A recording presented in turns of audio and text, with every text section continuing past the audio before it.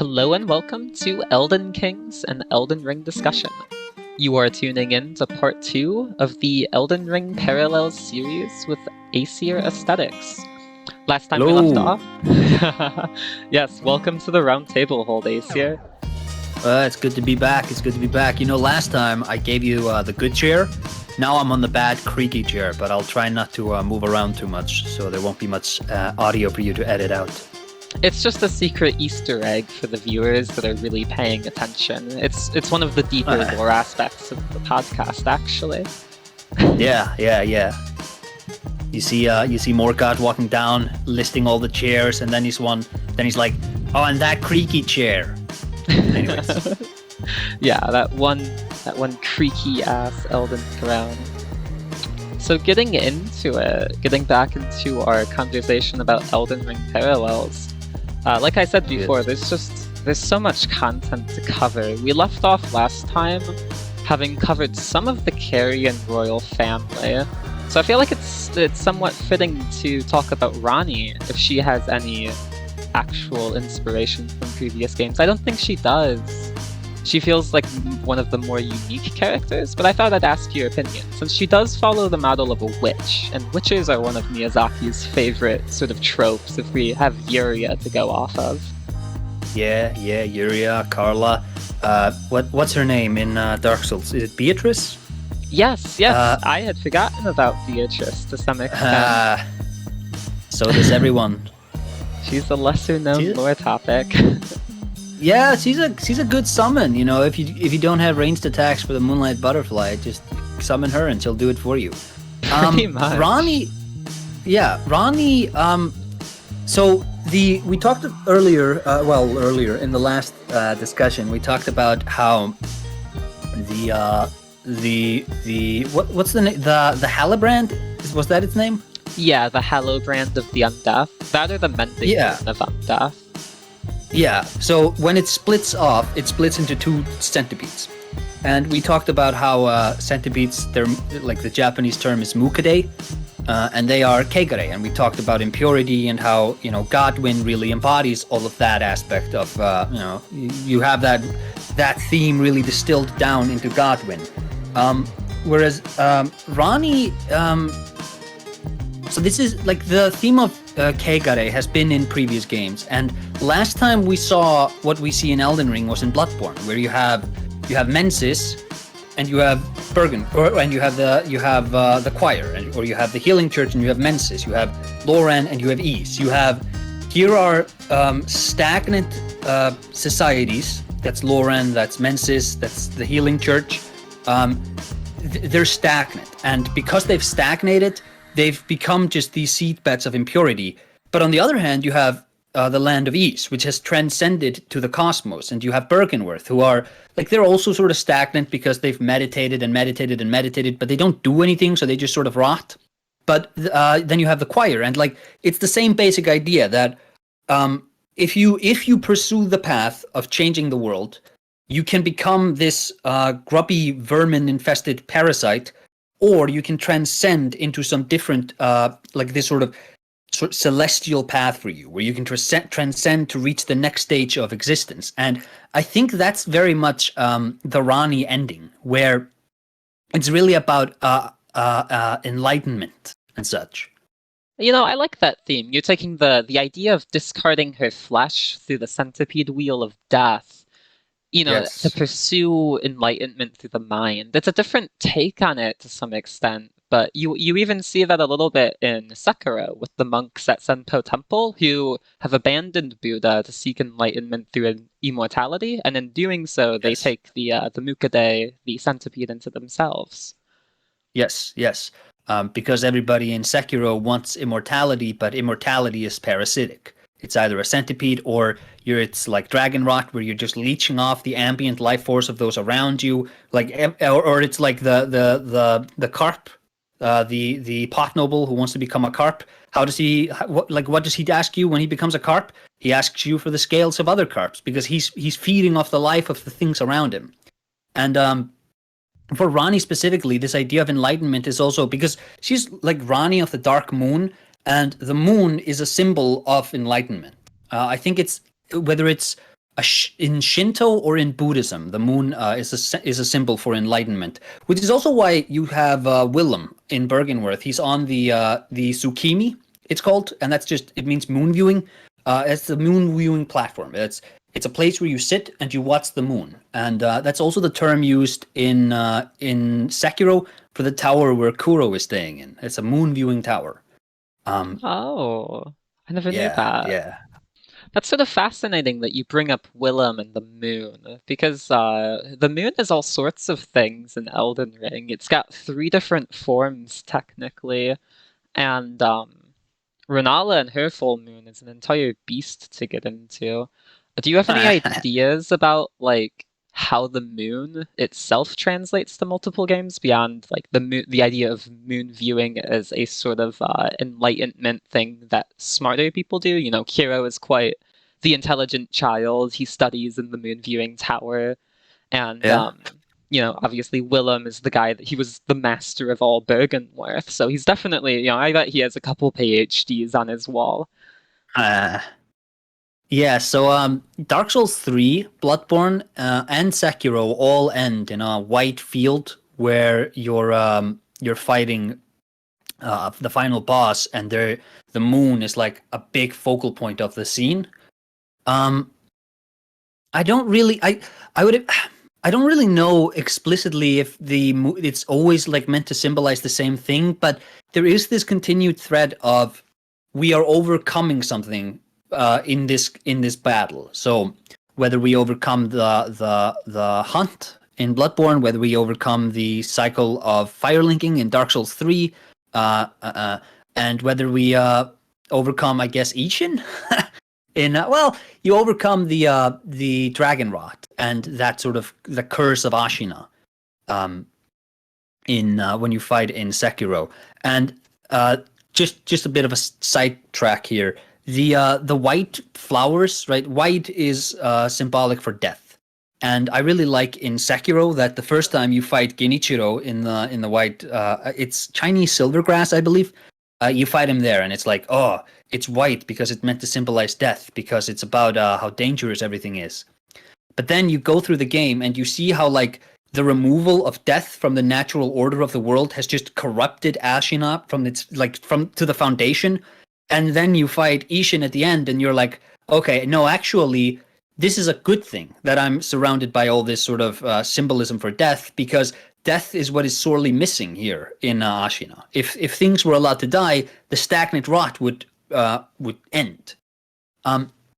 But for the moon, I don't really know. I think it might just be a visual they really, really like, because we don't really see it in Dark Souls 1, 2, or even Demon Souls, and there's not a lot of it in like the Kingsfields or the Shadow Towers. Like there's the Moonlight Greatsword, but there's not like the moon itself. So I wouldn't know. Yeah, that's a good point. You really see it from Bloodborne onwards with the moon presence, and then you get the, you know, Sekiro with like the vistas of the moon, and then Elden Ring itself with the religion around it. But beforehand, it's not touched upon much. I mean, like Seath as a pursuit of knowledge has some degree of relationship to the moon. Like he's got the moonlight butterflies that he creates, and in some Oh yeah. ways his crystal sorceries are like reminiscent of the frost and like higher magic sorceries of Raya Lucaria, but even that's a stretch. I feel like it's partly a motif that they adopted at some point just because of how cool the moon is, especially since they have such a focus on skybox visuals where you can go to like this awesome vista and you can see the moon or the sun glaring down on you. Yeah. Huh. Actually, I would be remiss if I didn't mention that the final boss of Cookie and Cream, that's a moon. You're fighting a gigantic moon. Of Cookie and Cream? Yeah, I Cookie and think I Cream. is that what game is that? That's a FromSoft developed game. It's a weird little kid friendly co-op game Huh. about like cutesy animals and stuff. Okay. I knew that they had like a long history of game dev, especially in Armored Core before they got into the Soul series, but I never knew about that one specifically. That's some deep FromSoft lore. Yeah, it's the first time you fought the moon presence. I also think in Bloodborne, the whole idea of the moon is because like it's menstrual cycles, because it's all about like childbirth. But even that, like that doesn't persist to Dark Souls or Sekiro or even into Elden Ring, really. Yeah, the most that could be said about the transition in the like focus on menstrual cycles and like the monthly idea of the moon would possibly be Hmm. like in Elden Ring, the moon is associated with femininity in general, but that's borrowing more from like, Eastern folklore about how the sun represents like masculinity and the moon represents femininity rather than borrowing from Bloodborne being about menstruation with the moon. Yeah, yeah. So I think it's just this sort of nebulous idea of enlightenment or like reaching the next step.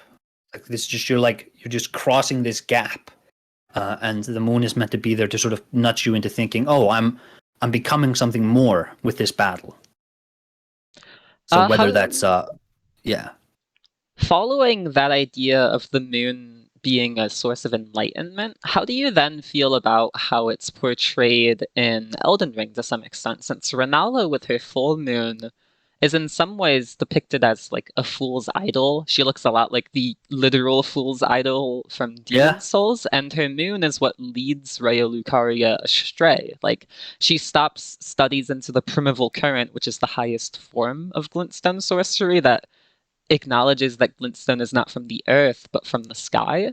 But in, like once Rennala shows up, the moon sort of eclipses that sort of starry idea, and that's where you see the conflict between her and the primeval sages, Azur and Lusat. So it's sort of it's interesting that her moon is anti revelation in some extent. It's like a safe white full moon that reflects the sun and is sort of like more giving. And then Ranni's moon is described as cold and unforgiving and occult. Yeah. And I feel like that occult aspect is where you get in, you once again get into the revelation. Yeah.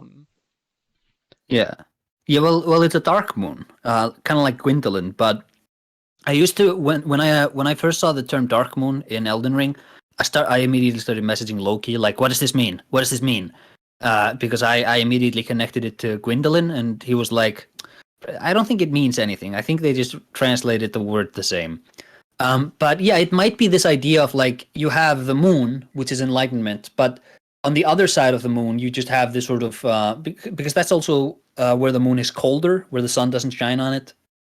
Uh, it might be that that's just this sort of artificial or not quite enlightenment. It's just like it's enlightenment adjacent, but it's also this sort of cold and dangerous thing, possibly. Because it's Yeah. also this idea of there's also this idea of hidden. Now, refresh my memory, but doesn't Ranni's moon only show up when you're on Manus Elise on like that landmass? Yes, I believe so. Previously, you see generally the full moon, which is like in a half cycle. I haven't paid enough attention to it to know if it changes cycles, but I don't believe it does. And then it's only once you get the Manus Soleils, only once Ranni has like sort of completed her journey, does the dark moon like really sort of manifest in the sky itself. Yeah. Yeah, yeah. So it's like it's this thing that's hidden. It's this sort of that goes back to Bloodborne. Like true enlightenment needs not be shared. The dark moon, you don't need to see it. Yeah, and in real life, of course, you can never see the dark side of the moon given that it's tidally locked. So it's Yeah. interesting. Speaking of Ranni and Rennala, there's some aspect to their characters that's based around fire and ice that's repeated from Dark Souls 2, in my opinion, actually. Okay. Rennala has it stronger, where she is, she represents the sort of icy and magical sorcery side of it, while her husband is, Fury Radigan. He's got flaming red hair, and in some ways he represents the crucible, or at least fire, since his red Yeah. hair is taken from the flame giants who were caretakers of the flame. Yeah. And in some ways, that calls back to the last and best DLC of Dark Souls 2, where you travel to the frozen Aleum Lois, and you find that, you've got the two rulers there. They're fire and ice. Like, you've got the guy that went down to just tame the old chaos, but it ended up becoming part of his nature, the Ivory King. And then you've got Alsana, the Silent Prophet, who represents cold. And if we're getting into it from a revelation point of view, I feel like her as a silent prophet very much calls on that. And then Ranni, she never really had a relationship with anyone, but in some ways, Ranni and Vike are two characters that once again mimic that sort of fire and ice vibe, where Vike literally took the flame of frenzy into himself, degenerated the same way the Ivory King did. And then Ranni is someone that is I don't know, she's got like the darker nature that Alsana has to some extent, but she also has that sort of soft and caring side. I'm not sure how much of a connection that is, but it's something I've thought about before. I'm wondering what your thoughts are.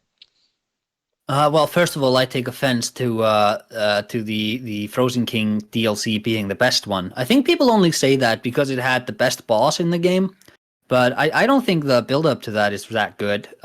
Leaving that aside, though, no, I can definitely see that though. There's also this repeated idea of like with the Ivory King, and even in Radagon, you kind of see it. It's this sort of futile desire to conquer the chaos. To like, this is because there's this idea that the Elden Ring, it's this thing that we can understand, and Marika is like, well, if I can just take it apart, I could understand how it works, and so she shatters it. But Radagon, he seems to want to understand it, but he wants to understand it from a more, I guess, submissive role. But it's still this idea of trying to conquer this sort of unconquerable, or what's the word here?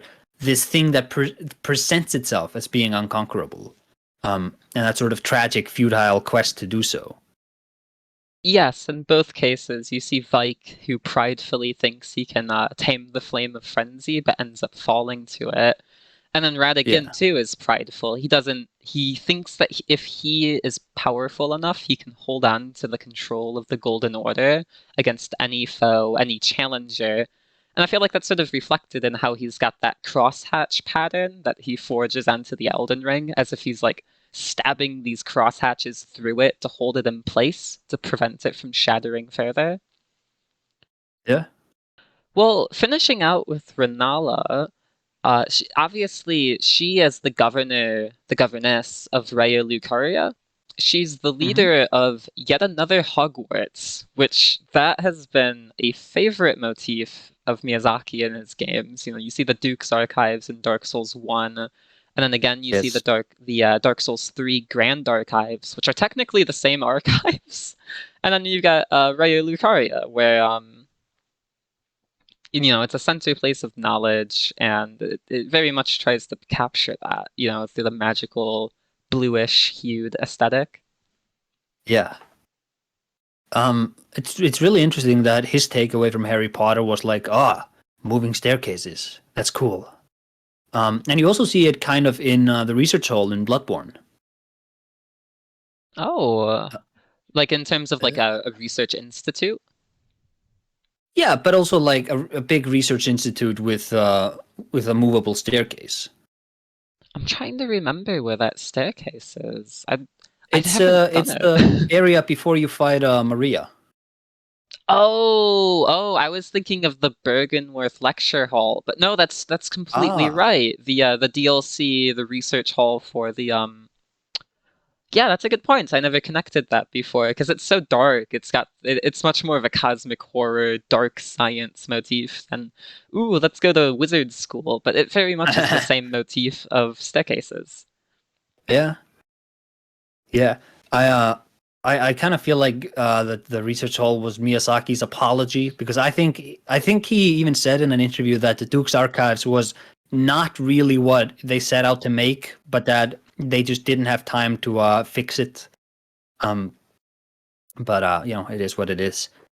I'm interested in because we were talking earlier about Ranni as like this hidden force, and I'm sorry that I'm not addressing the point you just raised, but Ranni is like, remember when you pick up that pop like that doll, that Ranni doll, that kind of reminds me of in Dark Souls, where you pick up that doll and then you can go into the painted world of Ariamis, and in a similar way, if you interact with Ranni's doll, then you can go to Manus Celis.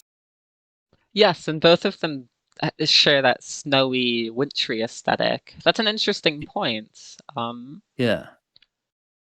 Huh. I'm trying to think about like what further to expound on about that, because I think there's definitely something to be said about the similarities in the miniature dowel. I feel like I don't know enough about the lore of the dowel itself from Dark Souls 1. Like, did it have an origin or an owner, perhaps? Do we know anything about that? I think Loki once talked to me about it, and that it probably just belonged to like Priscilla or somebody, or just I don't know. I don't remember it, but it seems to just be like this ambient doll that lures people into the painted world. But this idea of it's also in Bloodborne, where you can find like the actual doll in Yharnam, and then you have the living doll in the dream, and it's like, it's this idea of you've reached this other place when the doll becomes alive. Yeah, like the dowel is not only drawing on a personality that makes it alive, but it's like I'm sort of blanking on anything to add to that, but it's a good point. I appreciate that you brought it up. This is why you're here, you have to get to lecture me about all of this deep knowledge. Kingsfield 4 also had not a doll, but it had like a small idol on your person at all times. But I don't think that readily connects to anything in the Souls games. Well, the Souls games onwards. Very fair. There you go. Well, we spoke about Radigan a little already, and how his red hair related to the fire giants. And speaking of the fire giants, what do you think Miyazaki has against them? He has killed all of the giants in every game they appear in. They consistently are these awesome primal forces of nature from the beginning of the world that do something important and relate to the ancient dragons, and then they just get genocided. No remorse. It's definitely a theme of tragedy, especially you can see that best with Yorm, but I wonder if you have any opinions on the motif and how it's reused over time. I think we talked briefly about this last time, but because after the conversation, I started looking around. I sent out some feelers to my people to see what they thought about this, if they had some answers. And I haven't come up with anything concrete. It just seems like this idea, I think it may be because the Northern Limit in Demon Souls was supposed to have not giants, but big creatures. It may be that they just keep wanting to do giants, and they just logistically are very hard to code. And so they just decide that, well, we'll have some lingering giants and we'll just say the previous giants all died. But even in Elden Ring, it's so the destruction of the giants is so central to the whole narrative that it doesn't feel like a retcon made during development. And also, I think that giants in Elden Ring are actually really good. I think the fire giant is the best giant enemy in any of these games, because he the way he moves, you can actually kind of keep track of him, and he's got I think he has good lock on and stuff. I know not a lot of people, some people disagree, but I think it may just be this idea that the world used to be more magical, and now something happened in the case of Dark Souls 2, in the case of Dark Souls 1, in the case of Elden Ring. That something is that people happened and destroyed the giants, and now there's not a lot of giants left. That's a good way of putting it. And also, I agree 100% on the fire giant being the best part, best giant in any Souls game presented. I think that's part of why he's the only one. They wanted to present this huge, towering foe, but they wanted every part of Elden Ring to be immersive. So they wanted to make sure that when you fought him, it literally felt like fighting a giant. So of course, that's how you get into phase 2, where you justify killing him rather than just nipping at his ankles the entire fight. Yeah, that's a recurring issue with the way bosses are fought. Like even you're fighting the dragons or the other giants, it's just like you keep stabbing their knees and not their knees, even their ankles, and eventually they die. Which is just it's the least cool way of fighting anything in these games. Yeah, 100%. Uh, Going into the Demon Souls cut content that you mentioned, I find it very interesting that the giants in that one had this like sort of they were the mysterious ancient culture with secret wisdom. But on top of Mhm. that, the cut content of the enemies themselves, while smaller than the Elden Ring fire giants, still had that concept of having like a mouth in their stomach that could breathe fire. And even the northern limit itself is this large snowfield that you have to cross in a blizzard. We say that repeated in Mhm. Dark Souls 2 with one of the worst areas in the game. That's in that The one frigid DLC. outskirts. Yes, I always remember it as Horsefuck Valley, and I was That's your hesitant to say favorite that. DLC, though. It is. It's you take the good with the bad. Uh, I like all of them though. They're so good. All right. Um, Uh, but yeah. So when I first went into the mountaintop of the giants, I was like, because I saw the frozen giants that have like they're the regular giants. They just have like the eye has been like gouged out of their stomachs, and they just have a gigantic concave hole there. And when I saw those frozen corpses, I was like, oh no, it's the northern limits. They finally did it. They gave me the northern limit, and I was so giddy when I saw it. Um, but yeah, there definitely seems to me to be just here's an area we've wanted to do for a really long time, and we didn't get around to it, and now we're just gonna do it. I also think do we know if they in Demon Souls if they spewed fire from their mouth? I thought they just absorbed souls that way. I'd have to rewatch the footage, but I remember after I had an episode with Grimrook, the Dark Souls matter, he directed me Yeah. towards this video that had it was like a test of the Northern Limit that he had modded and someone else had gotten footage for.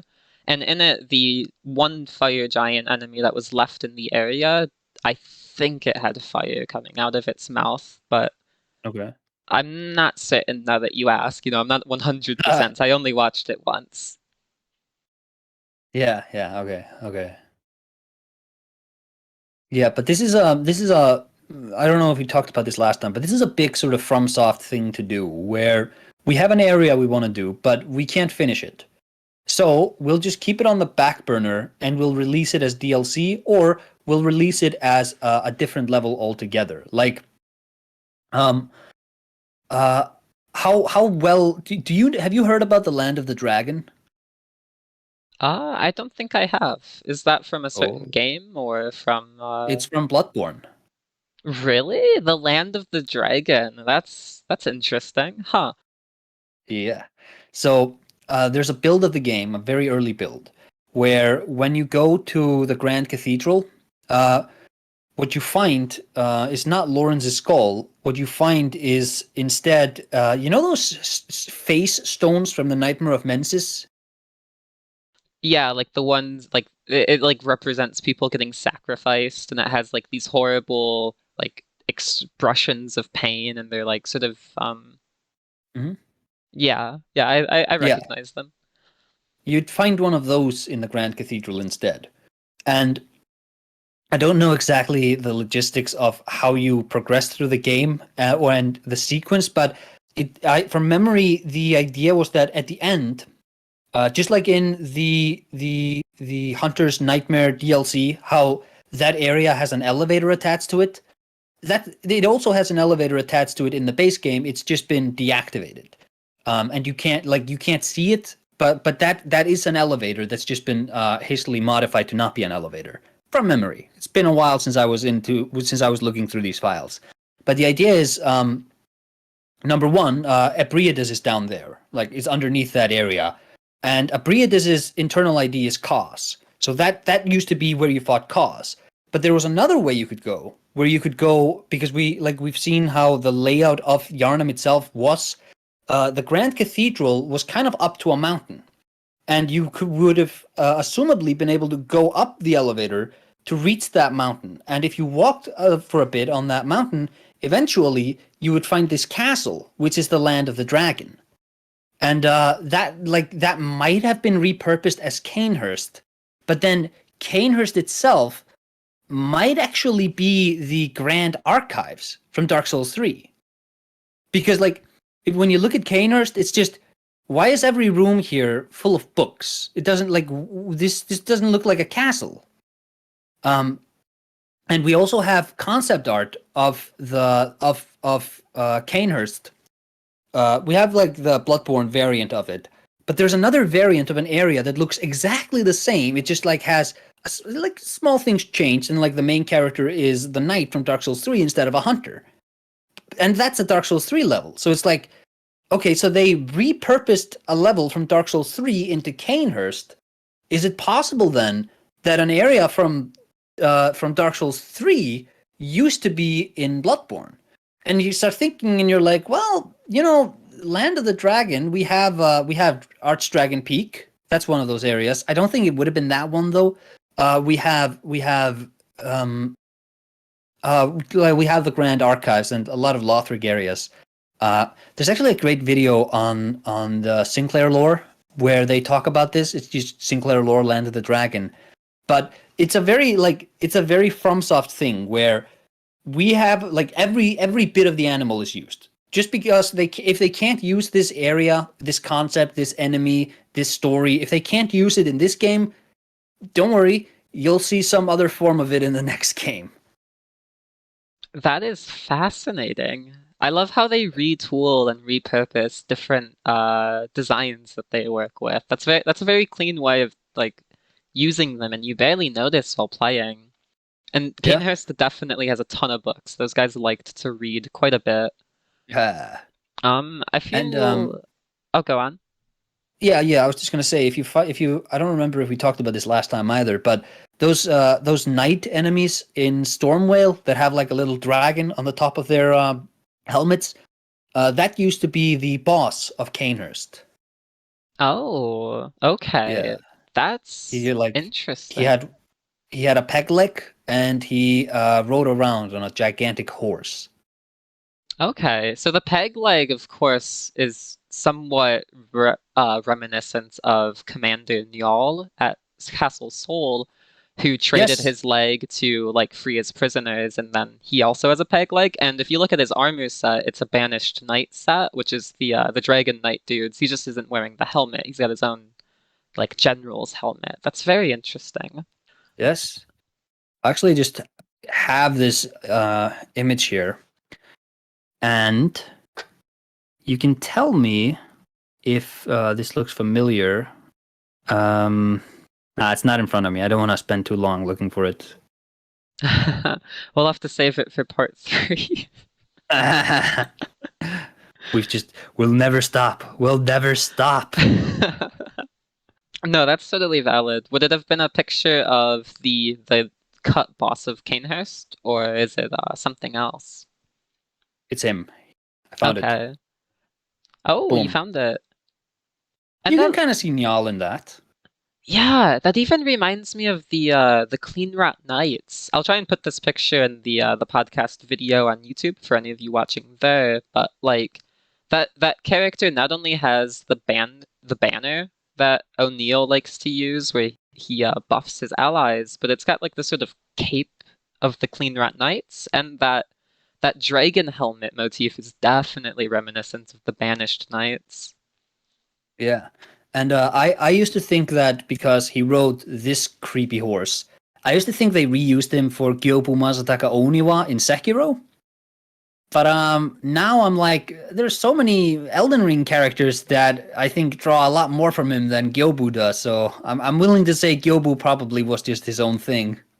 Yeah, I think Gyobu was Miyazaki finally wanting to put a mounted opponent in a game where you finally have the movement opportunities to keep up with someone like that, and they're not just riding over you the entire fight. Yeah. Getting back to the Land of the Dragon a little, I find it interesting that you would go from this city and descend to a mountaintop that is somewhat divine on account of it having the dragons. Obviously, you see that in Dark Souls 1 with the ascent to Anor Londo, but that's closer to Olympus or something.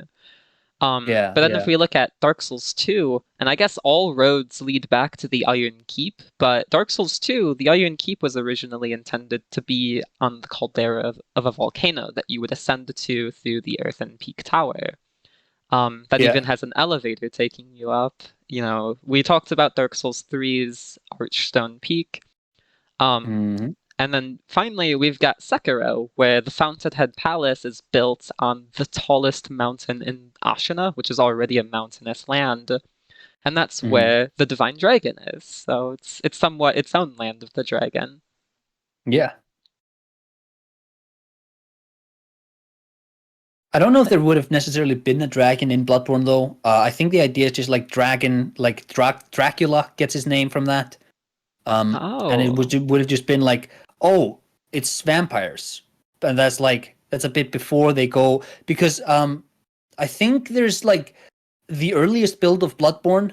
They have like the same sort of general ideas of physical transformation and like the mutation, the mutability of physical boundaries and social boundaries. Like they have that through and through. But it isn't until like a certain point in development where they go, oh, Lovecraft, let's do Lovecraft. And then every build onwards has those Lovecraft motifs. So it seems like it probably would have been a bit more conventional, just gothic Victorian fantasy horror. But then they decided at some point, let's do Lovecraft too. You know, that makes a lot of sense, because Canehurst Castle is very much its own sort of vibe, and if that's a leftover like aspect of the earlier build, that would make sense that it doesn't have as much of the cosmic horror, Lovecraftian inspiration going on. Yeah. I, Or if it's an asset repurposed from Dark Souls 3. yeah, that's yes, very good points. Ah. Something I find interesting is that if the Land of the Dragon is more of a reference to, you know, Dracula, the son of the dragon, and whatnot, then it's interesting that the idea of this castle on top of a hill is then repeated in Elden Ring with the Volcano Manor, where you have, you know, we talked about it last time, where Rykard is very much a Dracula character. He's a Yes. minor lord that holds back the entire might of the Golden Order, which is even a bit Byzantine reminiscent in its portrayal, right down to it having like cataphracts with the heavy cavalry of the Erdtree Knights. And he Mhm. holds back that entire army and then relies on like fear tactics. So I wonder if that any of that got translated over as like a lingering motif they wanted to try. Possible. I think they've only watched like 4 movies and read 2 books. I mean, it Yeah, is well, they Japanese. have there is a from house style. Like they are very interested in these very specific ideas, and they do. There is a lot of just let's repackage these ideas in a different story. And they always like look at them from different angles, and they interact with their new worlds in different ways. Um, but they definitely are like there are things they are interested in exploring.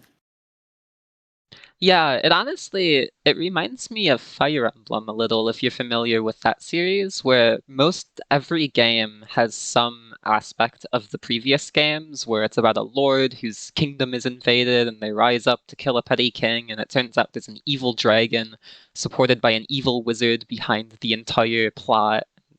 That's just repeated all ad infinitum. And of course, Dark Uh, Souls is a bit more, you know, it changes the lens a bit harder, but they definitely have that style of that they really prefer. Like you even see it in an interview with Miyazaki where he talks about Armored Core 6 and he's like, "Yeah, we're really good at doing apocalyptic games. We're gonna stick with that for now. You know, it's what we're best at."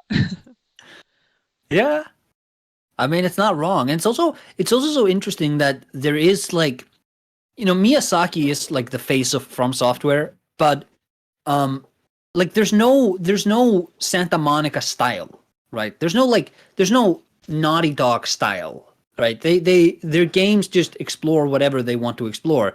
But FromSoft, you're like, I'm gonna get a game about Kegare and a game about how somebody twisted the natural order of the world and everything went to shit. And you're like, I'm reasonably certain that's what I'm gonna get. and that's what you get.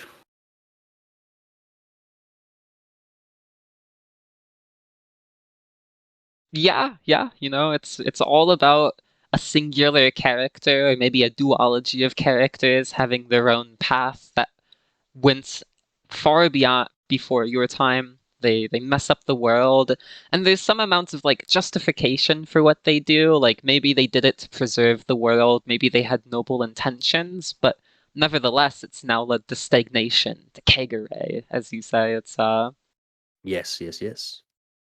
So, getting into the idea of giants in the prehistoric world, I mean, like, we see this the most in Elden Ring, where the giants, like Elden Ring very much tries to retell certain aspects of human history. And part of Mm-hmm. that is that during like early human civilization, they'd come across their own even ancienter aspects of human civilization, and sometimes they'd look at these cities that were built like to be huge, and they'd be like, these were built by giants, and I feel like that's where we Yes. get giants as a prehistoric thing, but they live in a world that's ruled by ancient dragons, and ancient dragons is one of the most unchanging aspects of like Souls lore, where they're these people that live before time, and it's like a gray, formless space before, like, during their time, and then something happens to bring clarity to the world. You see that the most in Dark Souls 1, where it explains it to you through the intro cutscene.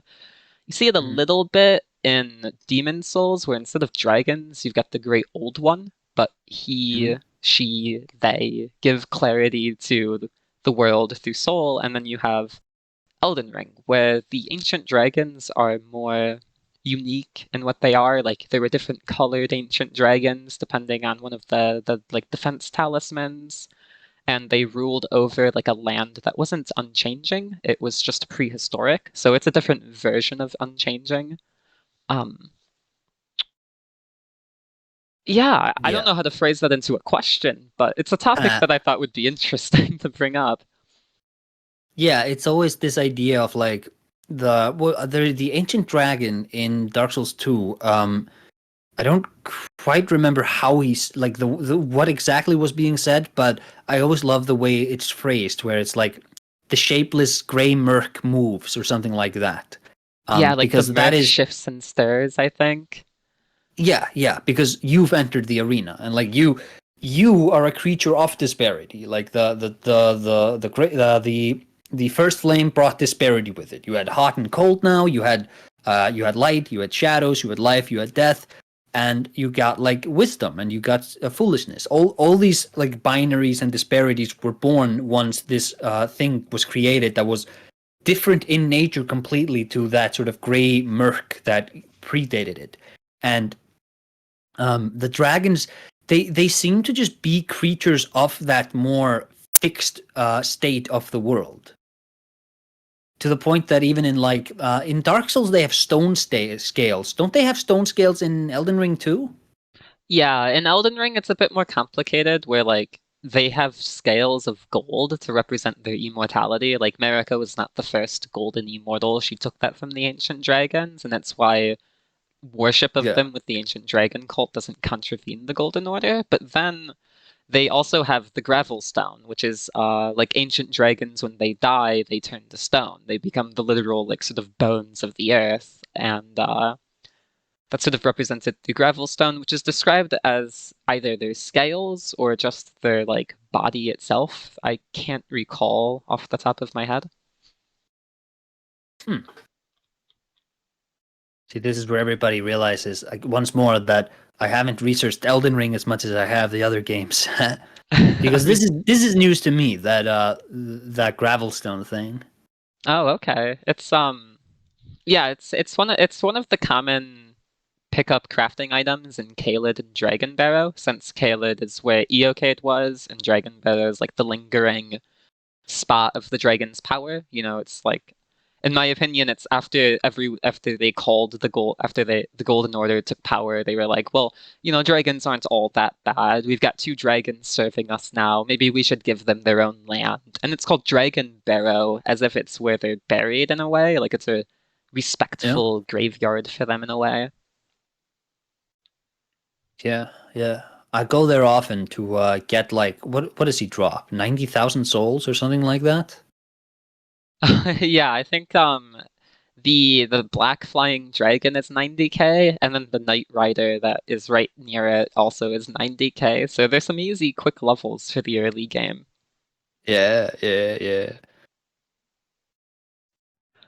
Um, hmm. There's That's also definitely hmm? Oh, I was just gonna say, there's definitely an aspect to ancient dragons with them being represented through stone, which is in some ways unchanging, unless it has, unless it's eroded by water, which if we see time as like a stream of existence, then time is flowing water going over their rock and eroding Mhm. them over time. But I'm interested in what you have to hear, what you have to say, I mean. Mhm. Well, this idea of because this is something else that makes Dark Souls interesting in contrast is that the crafting material in Dark Souls are like Titanite, Twinkling Titanite, Green Titanite, etc. That's all just that's like it's and the same applies to Demon Souls. Is that this is just souls? It's souls that have because again it's this idea of disparity where now you have materials that can make your weapons stronger, which is that you're harnessing the power of disparity and channeling it into this stream where rather than just being a sharp stone, now those properties get applied to your weapon. But for the dragons being that sort of gray murk, I don't know if there's much more necessarily to say about it. Yeah, I think it's a very self-explanatory topic, and like every case that it appears in, it's there's not much to investigate in how they replicate each other because like they're just there. They're Yeah. spoken about. Speaking of Just the Titanite, it's sort of interesting. You say that Titanite is like formed through the soul, and it represents Mhm. disparity. I always thought it was interesting how you see those people in Elden Ring, like the people in chairs, like nobles that went and sat to watch the shattering or possibly watch the Erde Tree itself, how they very oftenly um they've got like Titanite shards, not Titanite, but like smithing stones. So do you think that the smithing stones formed from the nobles watching the shattering and then they died and it formed in them over time through like coalescence, sort of like how the bloodstones work in Bloodborne? Or do you think they had these stones and they were meditating on them as if that could like help them in some way?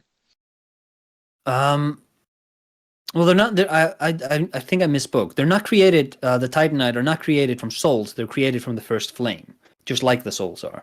But I don't know. I would imagine it's probably more like Bloodborne, where it's just this thing that coalesces out of your this thing that manifests when your blood coagulates. Because I might be wrong, but I don't think the stones have any properties worth meditating on, do they? Um, the biggest thing I could say is that the ancient dragon smithing stones, like the top tier slab type items, are said to be scales from the ancient dragons themselves. So that sort of makes Yeah. sense to meditate on if you like dragons. But otherwise, the stones are just formed from the Erde tree, essentially. Like the Erde tree's roots spread throughout the land, and the Mhm. earth around them changes property from the Erde tree's magic. So the mines that are closer to the Erdtree and the Altus Plateau mine better smithing stones. So it's a way of explaining why, while you're out in the fringelands, why it's harder to find good materials. I'm not sure how that translates to meditation, but you know. Uh, um. Yeah, I don't know. It seems like maybe it's just something that it like there's always just a possibility that they just drop them because they need to be dropped somewhere. But yeah, I'm not sure. Yes, I mean it's a mystery to me too, and Huh. it could very likely be that they were just like, well, we have this old design from Bloodborne of these dudes in chairs watching things, and that's pretty cool. So let's make them some loot items so that you can Uh, it could be as simple as that. Could be. Moving on from that, have we talked about how the act of hunting the demigods in Elden Ring as a Tarnished is reminiscent of Dark Souls 3, how you hunt the old Lords of Cinder, with the idea that each of them has something important to the metaphysical force guiding reality. In Dark Souls 3, they're Lords of Cinder, and their flame has to be taken so that you can restoke the first flame. But then in Elden Ring, it's like they have the Great Runes, the shards of the Elden Ring, which is in many ways equivalent to the first flame. So you have to take their shards back so that you can reunite the Elden Ring. I'm wondering, I'm not sure if we talked about that last episode. I think we briefly at least touched on it. I recall talking something about the Ashen one, but yeah, it's interesting because I think we did, because we talked about the theory that at the start of the game you're actually being birthed through the Earth Tree. Remember? Yeah, I do. I actually do remember that. Yeah, and that if that were the case, that would be kind of reminiscent of how you're born in the cemetery of and you're just like cobbled together from these different components of former champions and soldiers who just you merge enough of them together, eventually you get somebody who's kind of sort of maybe capable of linking the fire one more time. Yeah, like in both cases, you're looking at these long dead warriors that fought in ages long past. Like the Ashen one is a failed undead from a previous cycle. The Tarnished are Yes. these Einherjar type warriors where they died and then were sent, like, they had this grace returned to them. Although, I mean, if we're going off of metatextual interviews with Miyazaki, he seems more of the idea that, well, I mean, I guess this answers your question. Was the Tarnished hero born in the Erdtree? Were they created by the Erdtree's need for a champion? I think that's not exactly the case. I think it's that you have all of these long dead heroes that were banished from the lands between, and they're re-granted the guidance of grace so that they can return and they can fight for the Elden Ring. But then you also Oh have yeah. their descendants from across, like, outside of the lands between, people that left to start their own kingdoms. And it's somewhat like the Way of White in that case, where the Two Fingers know that the guidance of grace is going to be extended to these Tarnished. Like, they're not undead, but they're tarnished. And once they get the guidance of grace, they're sent to the land of the ancient gods, similar to how that one cleric makes pilgrimage when she becomes undead, if that makes sense. Yeah. Yeah. I mean, if that's what Miyazaki says, then I take that as canon. Yeah, I think there's some amount of soft ideas where it's like your first playthrough, you're just like this provincial descendant of the Tarnished. You've never been to the lands between, and it's your first time there. But if you were to play New Game Plus, you could imagine yourself as an ancient hero that's been revived, which is why you have all the gear, all of the knowledge. But maybe that's just me making headcanons. Who knows? That's actually something I like. It does irk me that these games are not as like not handholdy. You don't really know what's going on when you're playing them, which is why like Sekiro is such a breath of fresh air. But even like in Bloodborne, like you keep finding notes around, and you talk to like Gilbert, and he tells you, oh, you got to go through the aqueducts, and then you meet Alfred, and he tells you, oh, you got to go through Bergenworth, and then like you fight Vicar Amelia, and after that, the story just ends, and you just like you do things to unlock more of the game, and there's like if you really squint, you can understand why like the causal relationship between the things and like the forces around you. But I really think every single one of these games would be better if you had somebody like Simon from Bloodborne's DLC, right? Where it's like Simon, the Seeker of Secrets, and he always shows up, or well, when the engine decides that he should spawn. But the idea is he always shows up near the lanterns to fill you in on the lore. Where it's like, well, here you have Maria, and she guides the real secret, and that sort of that explains to you, the player, not only what's going on, but also if you like you are fighting her because she's a boss that's locking progress, but in universe there is no reason for your guy to be going after her. But now that Simon tells you, oh, she guards the real secret, you're like, well, I want to know what the secret is. So it's like it works. You kind of work with the motivation of the characters in the world, and I was a bit disappointed when I played Elden Ring to find like because Vare was right outside and he was talking to me and I was like, oh my god, they're actually gonna do it. They're gonna guide me the whole way through. And there's some of that in like Gideon Ofnir, but you definitely need to search for it. It's not as laid out as I would have wanted it to be.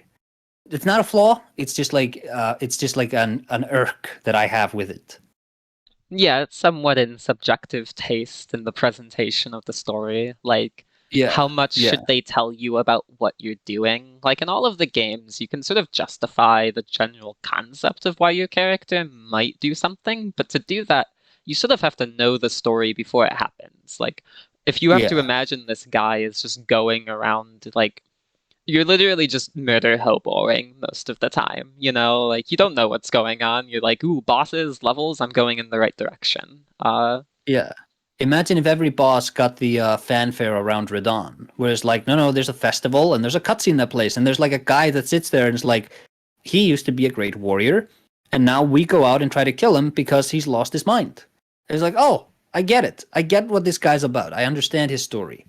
Yeah, and I think they try that idea with Simon, like having a companion throughout the game that goes with you. At least like in cut content, they have considered it. You know, you've got Oscar from Dark Souls 1, who might have been someone that followed you on your journey. And even in Bloodborne and some of the cut content, Lawrence was supposed to be this friend that you were following throughout the game. So like that was supposed to explain your actions. In Elden Ring, you mentioned Gideon, who's your main rival, but he doesn't actually move. You have to go to him for information. And then you've got like Malenia a little bit, but people have complained about how she doesn't show up too much. So there's also a build of Bloodborne where you would talk to this guy Micolash, who claimed to be from Bergenworth, and he'd basically trick you into doing all the things for him, and then you would run and chase him in Hemwick, and he would jump in the water. And if you jumped in the water, then you'd wake up in Mensis, and then he'd continue to run. Like the boss fight where he runs away from you, that would have been a continuation of him running away from you in Hemwick, which is why he's like, a hunter is a hunter, even in a dream, because it's like, yeah, because we didn't meet in a dream. So that line, it makes a bit more sense when you meet him in the waking world first. But I prefer the build we got. Oh, me too. I think Bloodborne, as it is like, it's wonderfully obscure with like very cool little minor hints. Like there's really the only moments in the story that where you really feel like you're doing, like if you know what's happening and the concept of what the player is supposed to do, end the nightmare, complete the hunt, you can sort of justify almost all of their deeds except for killing Ram. Like killing Ram is either you're doing it to find Micolash, but I mean, you've never met Micolash, so the only thing you have to go off of is that Ram is blocking unseen rituals. But obviously, like, she's blocking unseen rituals for a good fucking reason. After you kill her, you blow up Yharnam. Like it has to happen, but... yeah, there's they kinda, like, I don't think they fixed it, but they made it a bit better by having, they patched in Damien. I don't think it came in he may have come in with the DLC, I don't remember, but that Damien of Mensis has like a spawn point outside of Ram's boss arena, and then you have Uria of Bergenworth just fighting you with a Ross Marinus and the whip, and you're like, because Damien, he's all about like he hates Mensis. He always shows up to screw over. No, he hates Bergenworth. I mean, and like the choir in them, and he's like, you can summon him to go after Abriatus. Like he's just like this guy from Mensis who's there to destroy everything he can of Bergenworth and the choir. So it's like, I see what you're doing, but I really feel like there should have been an option to, like, if you don't kill Rom, Damien will do it instead. And then you can sort of like, you can justify, oh, well, I need to go then. You know, it's just like, it's this one choice that you're like, you have to make the genocide choice. And yeah, your character doesn't know, but you know, and it's like, it's fine. It's okay. It's just like, it's this one thing I would have wanted to have patched out. Well, or patched around, I guess. Yeah, I get that. It's like the one little quirk in Bloodborne story. Although I do like the idea, like imagine if you went and killed some Mensis boss, and while you were doing it, Damien killed Rom, and you were just like, oh shit, things are getting real. It even Yeah, reinforced like the hate between the choir and the school of Mensis. But I mean, it's good what we got. I like it. yeah. I would have also wanted, I've talked about this before, I would have wanted for once you've beaten Micolash, if you go back to the Advent Plaza, I would have wanted his corpse to have like crawled down the steps and be dead there. So it's like, oh, his mummified corpse woke up after 20 years of being in the dream and being dead in the waking world, and he was just piloting his dead body for like a minute before it gave out. I adore that idea. I was talking about that with my girlfriend the other night while I was like playing through Bloodborne again. And Mm-hmm. it's like you have this entire idea of Micolash in the nightmare, and he's like, when I wake up, I'll forget everything.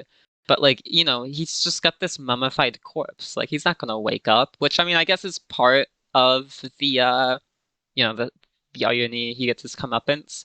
But in my opinion, personally, I think it would have been a much better comeuppance if you got to see him forget everything. Like this guy spends his entire life pursuing knowledge of the Great Ones, and he spends so much time at the School of Mensis in Yahar'gul, where he's doing these crazy rituals to beckon Murgo's wetness so that he can create the nightmare.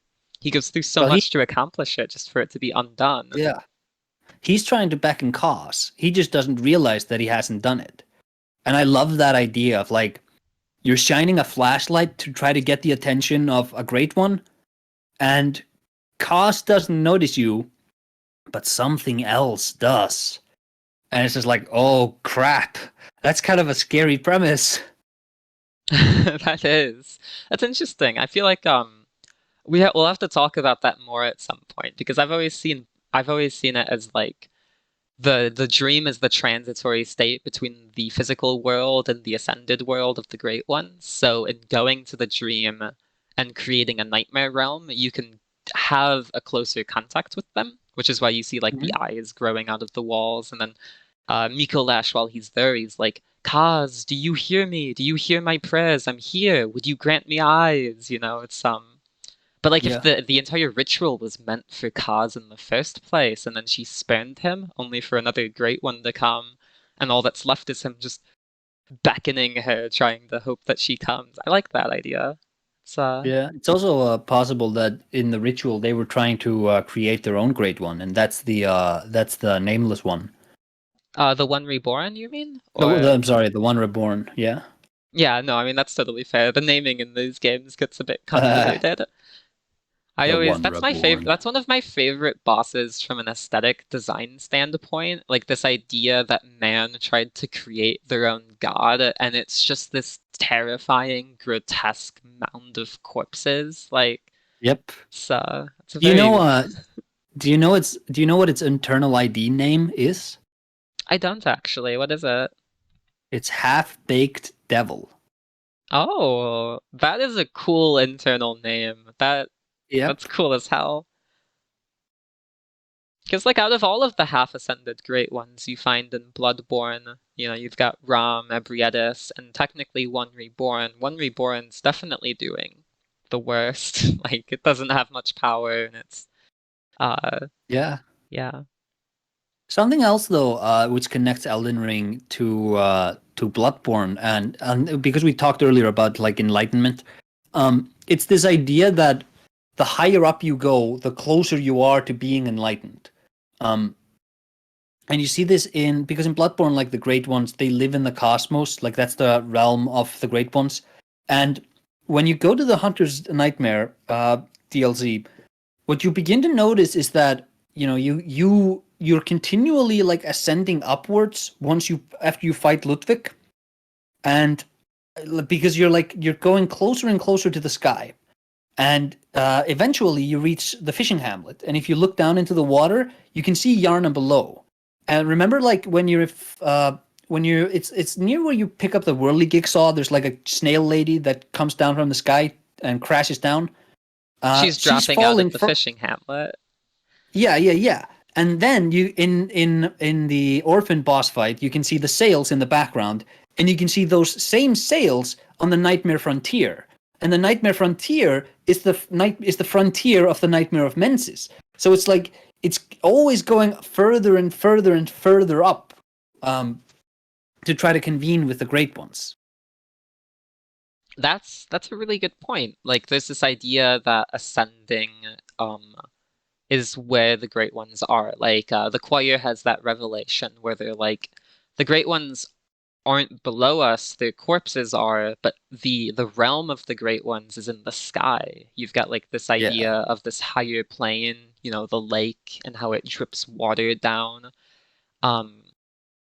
You even sort of see that in Elden Ring again, where when you fight the Elden Beast and Rennala, you transition to this higher plane of existence to fight their true selves. Like, Rennala is reborn as the champion of the moon, and you fight her in her true theme, and you see the moon in the background, and you're on this flat lake as if you're in like a higher plane of existence where the gods are. And again, in the Elden Beast fight, you're in this higher plane of water. Like, they're both introduced with the sort of darkness spreading out to replace the world around you. You even like Ram, even you fight her in the lake on the higher plane of existence in the lake. I like that motif a lot. But Bloodborne also puts the idea, I think it's in the Lake Rune, where they talk about how bodies of water acts as bulwarks against the waking world and the dream. So like, it's this idea of like, if you put a stone pebble in water, the pebble will sink down. But like if you put a dream in a pebble, it would probably float upwards. So like this body of water, it's capable of separating things that should ascend and things that should not ascend. And enlightenment is figuring out a way to become become something that can ascend. And that's why like Ram, you fight in a body of water, and there's like the moonlight is like coloring the entire area at that point, because you fall on the moonlight reflection in the lake itself. And with Rennala, with the Elden Beast, again, you fight them in these bodies of water in more sort of magical places. It's kind of similar with the Sakura dragon in Sekiro. That's like clouds, but it's similar kind of idea that you have to ascend to meet these higher beings. Yeah, you have to go fight them on their own turf. Yeah.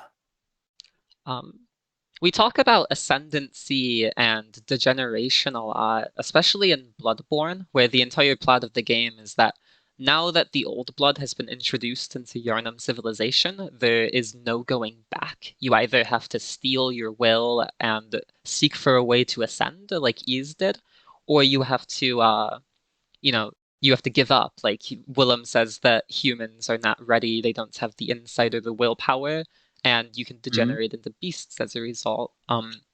There's something to be said about Elden Ring as a set piece where once the Shattering War happens, of course it leads you into the stagnation that's typical of like the Soulsborne trilogy, but there is this reflection of like, Dark Souls had this paradigm of light and dark, light versus dark. One had to hold the other in check. My opinion on Elden Ring is that the paradigm has shifted to regression and causality as represented through the key fundamentals. They're two like different spells, and they're like from the people that have studied the Elden Ring the most from a scientific and religious point of view. So if you you can either regress, you can degenerate, you can fall back to a previous state of being, you can even regress back to the frenzied flame, which is like the regression ending of the game, or you can move forward. Like Marika's like, we have to rely on our own intelligence. Blind faith isn't enough. So you can choose the causal path, and you can choose Ranni, which we talked about as representing enlightenment and ascendancy, in this case, causality. Like, it's a new thing that has come about through the relationship of older things. Yeah. Yeah, that's also kind of a Dune idea. I don't know if you cut the Doom discussion out of our last conversation, but like the sort of golden path for mankind is to become something that is not capable of being subjugated like before. And you can definitely see some of that in like in Marika, this idea of like we can go back, we can go forwards, but we can't stay where we are. So what do you want to do? Because if you stay where you are, you have to like where you are, and where we are is not a pretty nice place. Exactly. I like the Dune reference in this case because, pre Golden Path, God Emperor of Dune, you had the Bene Gesserit taking that role from the Shadows, and what they would test in people is if they're a human or an animal. They'd see if they had the willpower to resist their base instincts, which is very much like Bloodborne Yeah, is when you turn into a beast, you're indulging your base instincts. You don't have the willpower to resist. So, that's a very good analogy with God Emperor of Dune, where the Golden Path is meant to make it so that all of the humans bred after that point are humans. They don't have that they don't rely on their base instincts because of how Leto has bred them and like raised them and guided them, yeah, I guess. yeah. And also, I didn't cut the Dune conversation out. I liked it too much. Okay, this is a good follow up then.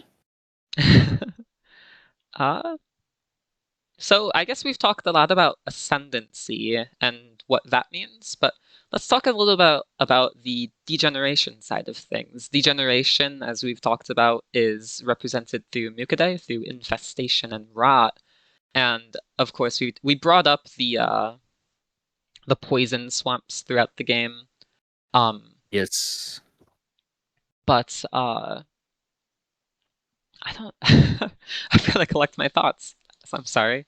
Um, Huh, you have that's Malenia fun. with the Scarlet Rot, who is someone that will die from the Scarlet Rot if she were to continue with it unabated. It would eat her away from the inside. And you see how it's already eaten away portions of her flesh. She's lost her arm and a leg. Yeah. She might even be called Malenia the Severed because she had to have, her limbs amputated so that she could, continue to live.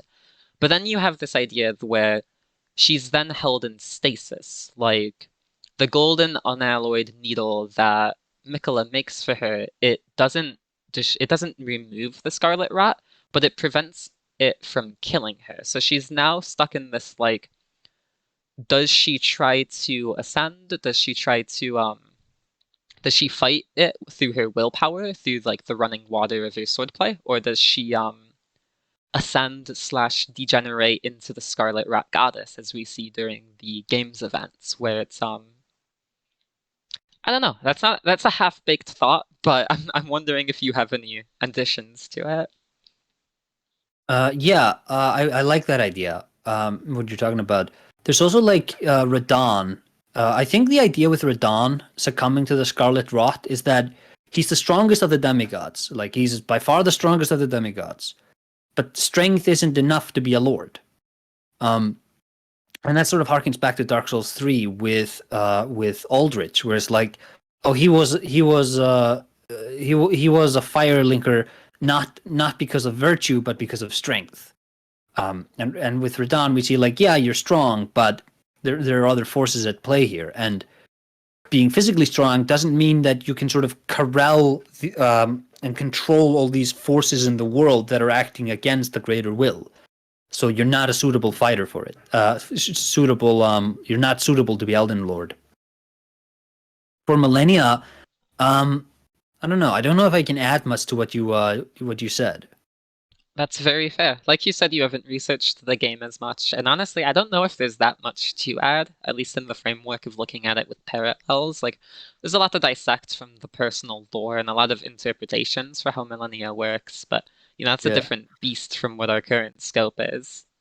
she is a lot like Maria from Bloodborne, in that like Maria threw away her Rakuyo and because she doesn't want to be that person anymore, and like The Rakuyo, it's a Canehurst weapon, but it doesn't use blood.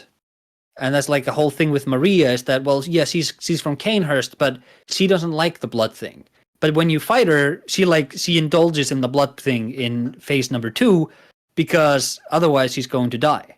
So like you reawaken that like that instinct to survive has her break those lines that she had erected for herself, and you see the same thing with Malenia and Scarlet Rot. Yeah, through battle and desperation, you are elevated to like a sort of higher concept, even if that higher concept means tapping into a previously sort of forbidden power. Yeah. There's this quote in Elden Ring that sort of adds to that. Or maybe it's cut content. I'm trying to remember. It goes something something. The Elden Ring and the Greater Will allow us to live life to the fullest, with this implication that the Greater Will, through the guidance of grace, establishes a fate for those who follow it. And Mhm. that fate leads them into conflict. It leads them into battle, and through battle, they reveal their truest selves. They they become something more, I guess. Yeah, yeah. Speaking of the guidance of grace, let's get into the Tarnished and their hero king. Like, the Tarnished themselves, I talked about how they're very much Einherjar from Norse mythology, but within the Mhm. relationship to Godfrey, who is Gwyn inspired, they're sort of his Silver Knights. Like, Gwyn in Dark Souls 1, he has the Silver Knights from the kingdom he establishes under the Ancient Dragons, and then he takes those Silver Knights to fight them and his wars. But the Silver Knights, of course, stay around. But in Elden Ring, you have these Tarnished, who were the Knights of the Roundtable Hold, who served with Godfrey, and they fought with him, and they were exiled with him, which I find somewhat interesting. Yeah, that's he gets exiled when he loses the guidance of grace. I imagine the same doesn't the same apply to the Tarnished? Yeah, what happens is Godfrey is exiled like at the Third Church of Marika, based off of the dialogue you can hear there from Melina. I like to think it was after he crushed Eochaid as like one of the lingering remnants of the old dynasty's power. And Yeah. afterwards, he's said to go on his long march, where he leaves the lands between with his kinsfolk, the kinsfolk being the tarnished warriors that went with him. Um, and it's like there's this one little like it's like the anchor weapon has this description where it's like all but one ship left the lands between. So like you've got this idea of like maybe you can justify Thea or Gideon the all-knowing living in the lands between Yeah. because they stayed, but for the most part they left and went to find their own destinies. I love that idea of Malenia being like because like I think she understood that Godfrey is a good lord in wartime. He is not a good lord in peacetime. And that's kind of like Ishin from Sekiro, where it's like, yeah, you're good at conquering the land, you're not good at governing the land. So Malenia just like she uses Godfrey right up until all of her enemies have been subdued, and then she replaces him. Yes, I will say that you were saying Malenia instead of Marika, but I mean Oh yeah. they're so similar. But Yeah, it's like like yeah. Malenia, Marika, Mikola, Melina. It's just like, come on, game, come on. At least you can know that they're all related pretty easily, but geez. Yeah. Ugh. It's sort of fitting that it's the characters that were born last as Empyreans meant to succeed Marika that have the closest naming structure to her own, as if I wonder if that was intended. Oh, I never thought about that, but yeah, it could be. Um, but yeah, like Godfrey very much isn't the proper ruler for anything but like killing.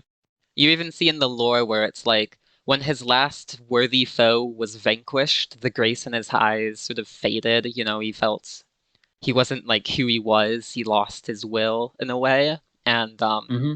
there might have even been regret in calling such like great peoples and seeing the elitist power structures of Landel take their place. Yeah. The podcast will resume again after this break.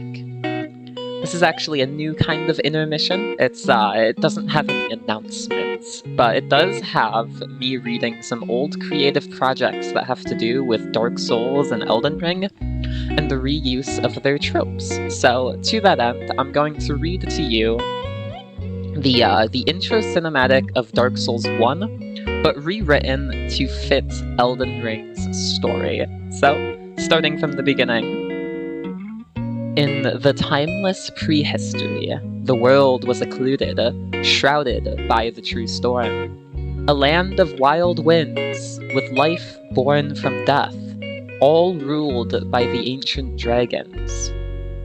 But then there was light, and with light came disparity, radiance and shadow, duty and dishonor, causality and regression. Then the great heroes of the prehistory came, and found the runes of lords within the light. A proud goddess of Liurnia, the first to rot. The fell god and her flame of ruin atop the peak. Godfrey, lord of the Erdtree and his faithful knights. And the Gloam-Eyed Queen, so easily forgotten. With the rune of death, she hunted the very gods, and immortals tasted true death for the first time. Godfrey put the fire giants to the sword atop the peaks. He faced the dragons and their storm lord alone. Queen Marika blessed all with bountiful sacred dewdrops, and the beastmen betrayed their own, and the old dynasty was no more. Thus began the age of the Erdtree, but that age is long past. Now the Elden Ring has shattered, and only chaos remains. The fallen leaves tell a story, and man sees not the grace of the greater will, but only endless chaos. And amongst the lands between are seen the once banished Tarnished. Yes, indeed, the Tarnished once spurned by the grace of gold, and in this land the Tarnished are hated and hounded by all others, where they are led by their grace to die ignoble deaths again and again. This is your fate. Only in the ancient prophecies it is stated that one day a Tarnished shall be chosen to journey to the lands between, in pilgrimage, and seek audience with Queen Marika in the land of ancient lords, Leyndell. Obviously, you can see the parallels, and I've put the script up on screen so that if you want to pause it and see how I've taken the one-to-one ideas, I think it's a very fun writing exercise, personally. I've also done it again, but this time for the explanation of the Dark Souls 1 history that Kath that he gives to you when you first meet him. So this one I like quite a bit, because it's essentially, it assumes that Kath and the Three Fingers are the same concept. So this would be the Three Fingers speaking to you in your mind as they grip you and give you their blessing. You are astonishing.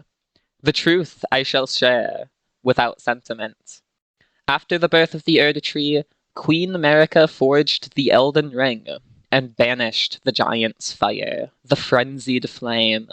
But the flames of the forge did not die, and smoldered until order would shatter. Thus would begin the age of man, the age of chaos. However, Lord Radagon trembled at the flame, clinging to his age of order, and in dire fear of humans, and the Lord of Chaos who would one day be born amongst them. Lord Radagon resisted the course of nature. He sacrificed himself to reforge the Elden Ring, and left his children to war unending. Radagon has fractured the past, to prevent the birth of the Lord of Chaos. I am the Three Fingers. I seek to right the wrongs of the past, to discover our true Lord, but the Two Fingers have lost their sense, and serve the greater will. Tarnished warrior, we stand at a crossroads. Only I know the truth about your fate. You must destroy the fading Lord Radagon, who has coddled order and resisted nature, and become the next Lord, so that you may usher in an age of chaos. And finally, you can even do the Elden Ring intro with Dark Souls 1's story. It doesn't work so well because Elden Ring is all of the Souls trilogy in one game, so it has a bit more going on, especially in the second part of it where it lists ancient heroes. But here's the attempt. The burning embers tell a story. The first flame now fades. In our home, the land of ancient lords. Now, Gwyn, the Lord of Sunlight, is nowhere to be found, and in the long night of his absence, a nameless king was sent into exile. Soon, Gwyn's vassals, all of them great lords, abandoned Gwyn's dwindling legacy. Their indifference and apathy triggered the decline of the gods, and Anorlando was abandoned. Now man sees not light, but only endless nights. Arise now, ye chosen undead, ye dead who yet live. The call of long-lost flame speaks to us all. King Vendrick, lord of all Drang Lake, the ever-brilliant Solaire, Uria, sister of the Sable Church, loathsome Lautrec of Kareem, and Big Hat Logan, the all-knowing, and one other, whom flame would again bless, an undead of no renown, cross the things betwixt to the land of ancient lords, to stand before the first flame, and become the king of want. So, I hope you enjoyed those. They're extremely geeky, and let's get back to the podcast. I was thinking, yeah, I mean, we've been talking about Godfrey for so long in the sense of his conquests.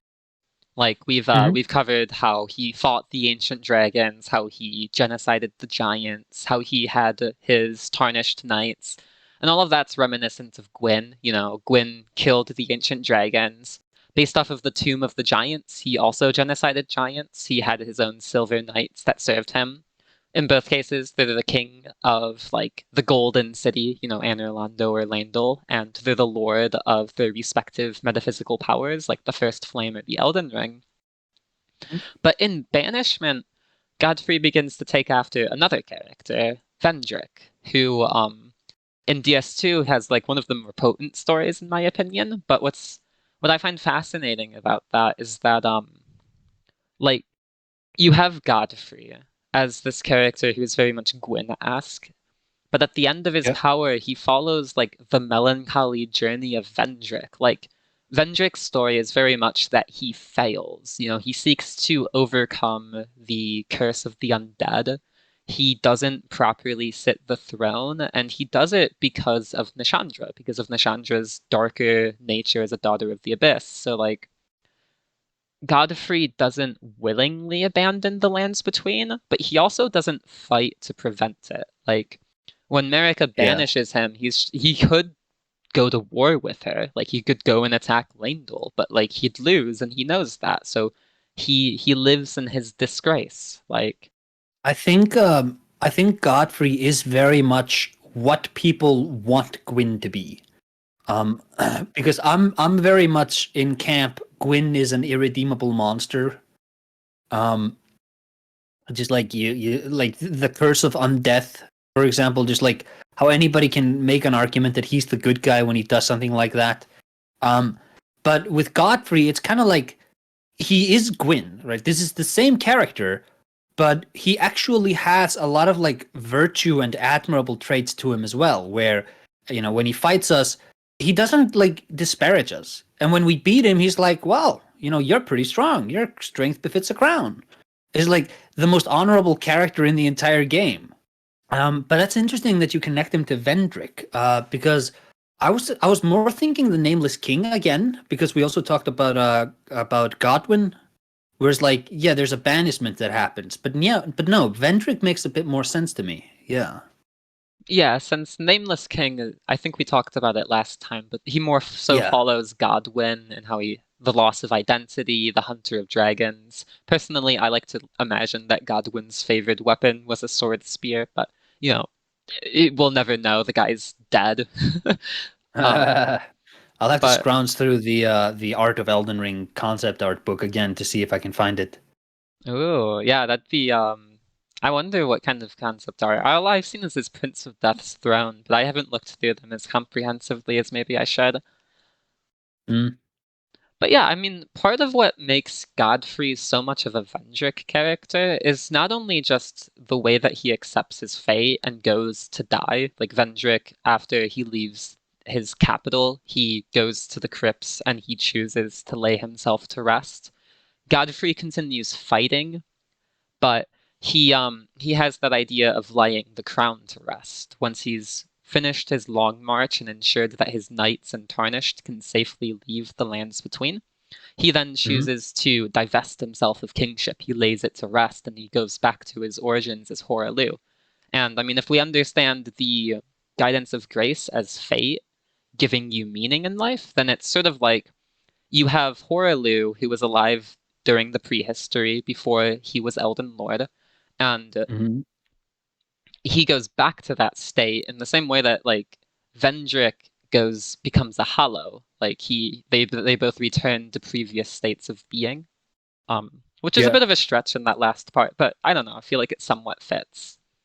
Yeah, I think we talked a bit about this last time, but everybody comes in pairs, right? You have like Rykard and the Serpent. You have Marika and Radagon. You have Ranni and you have Blade, right? You have Radahn and you have Leonard, his horse, right? You have Micolash and Malenia, right? All of these characters, they have another component that makes them stronger, and that there's this other thing to them. You have like the fire giant who has the fire god in them, and this other component to them makes them somehow stronger. And Godfrey is so cool because he's the only character where this other thing, it makes him weaker, right? Siraj sort of hampers his own capacity, right? Because as Hoarah, he's much, much, much stronger than as Godfrey. Yeah, he roll catches the hell out of you, one shots you with grab attacks, tears you limb from limb. Yeah. Yeah, and I think that's really interesting in that, like, we talked earlier about Malenia and Maria from Bloodborne, about how they are willing to break their rules when life is on the line. And for Godfrey, it's like, because he becomes Hoarah, but then he presents himself again as Godfrey, and he's like, no, I'm come to be granted audience once more, and I'm Godfrey, the first Elden Lord. And then you push him far enough, and he's like, well, that's as far as I can take it. Hoarah, here we go. Yeah, exactly. He has to tap into his last reserves. I always like to think of it as like Siraj is guiding him through the fight. He's literally holding him back at the shoulder and waist. And then halfway through, Siraj is like, wait a second, this isn't working. You gotta switch things up. Because it's Siraj that manifests himself after Godfrey is pushed back. So it's like, it's sort of implied that Siraj is the one that's telling him, like, sacrificing himself. He's like, okay, buddy, it's all you now, or something like that. There's a couple of interpretations, because it's really just a cutscene, and Siraj never speaks, but, Were you, when you first watched the cutscene, you also thought that when Siraj started coming out that you were going to fight like a duel fight, right? I think, yeah, it definitely tries to red herring you with that. Like, oh, no, he's going to bring his cat into play, but no, he just, he kills it. He gets so angry, he kills his pet cat. I love that because, hey, I'm man enough to admit that I mimicked here some of the bosses, and to be like, oh, he's gonna have a summon too. Oh no, he doesn't need one. Oh, okay, this is something different I'm dealing with here. Yeah, exactly.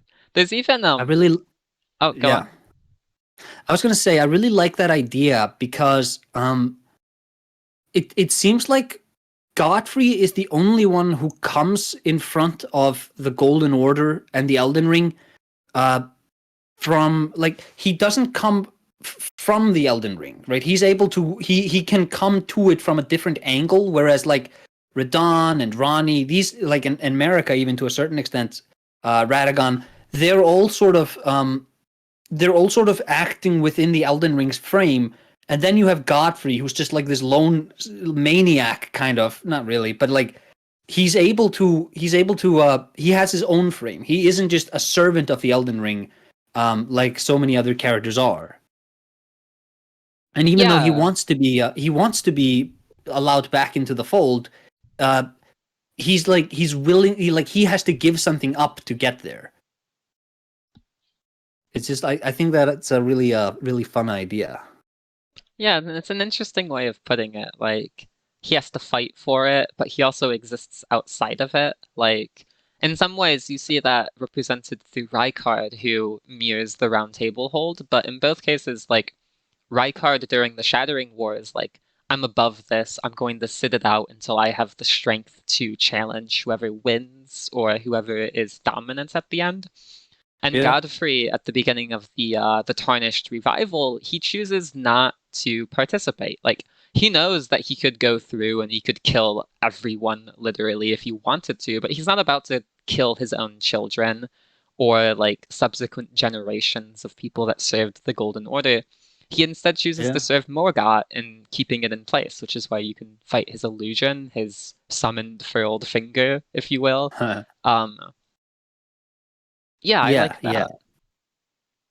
It's also because like Rykard drops a rune when he's killed.